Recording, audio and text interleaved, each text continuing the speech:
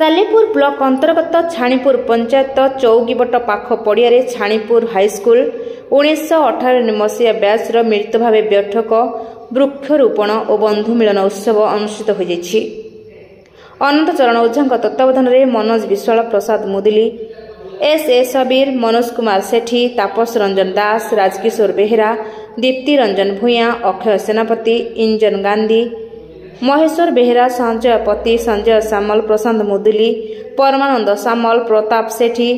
हिमांशु राउतराय, कल्पना कर, कामिनी दास,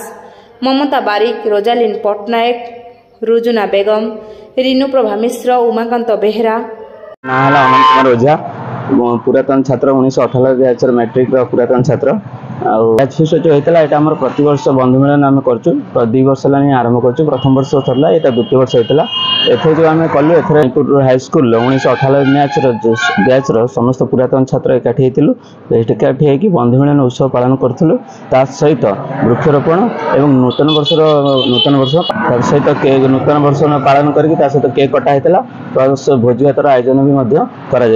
समस्त आयोजन कर कारण जे आम दीर्घ 25 वर्ष है आम सब स्कूल छाड़ी सारूँ। बहुत आम सांगसाथी मैंने बाहर जगह किए ओमान दुबई किए यानी इंडिया अन्य जगह दिल्ली में जम्मू काश्मीर रोचे समस्त एकत्रित करके गोटे बंधु मिलन उत्सव पालन करूँ। Salepur Maheswar Behera report, Jyotiprabha news.